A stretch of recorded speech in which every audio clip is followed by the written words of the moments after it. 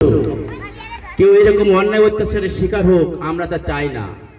আমাদের নেতার প্রতি শ্রদ্ধা রেখে আমরা সেই কথাটি বলতে চাই, আমরা যেরকম নির্যাতনের শিকার হয়েছি, এদেশের মানুষ যারা অন্য দল মত পেষণ করে তারা যেন আমাদের মতো নির্যাতনের শিকার না হয়, সেদিকে আমাদের বাংলাদেশ জাতীয়তাবাদী দল সজাগ দৃষ্টি আছে।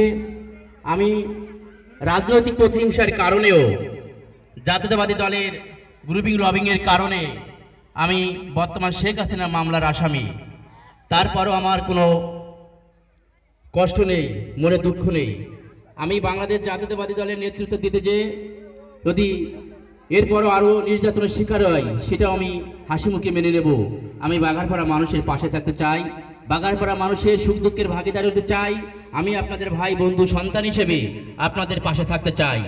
আমি আগামী উপজেলা পরিষদ নির্বাচনে ভাইস চেয়ারম্যান পদপ্রার্থী হিসেবে আমি লড়তে চাই।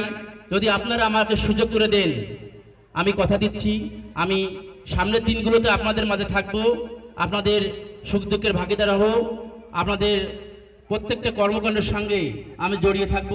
এই প্রতিশ্রুতি আহ্বান রেখে আজকে আমি আমার সংক্ষিপ্ত আলোচনা এখানে শেষ করলাম। সকলকে ধন্যবাদ।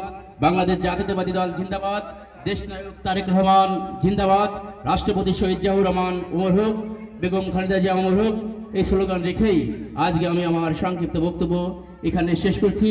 আমাদের প্রিয় নেতা, আপনাদের এই গ্রামের এই কৃষি সন্তান, যিনি কিছুদিন আগে মৃত্যুবরণ করেছেন, আমাদের সকলের আশা আকাঙ্ক্ষার প্রতীক ছিলেন, তিনি আমাদের মাঝ থেকে বিদায় নিয়েছেন। তারও রুহের আত্মার মাগফিরাত কামনা করে আজকে আমি আমার সংক্ষিপ্ত আলোচনা এখানে শেষ করছি। সকলকে ধন্যবাদ। আসলে আমাদের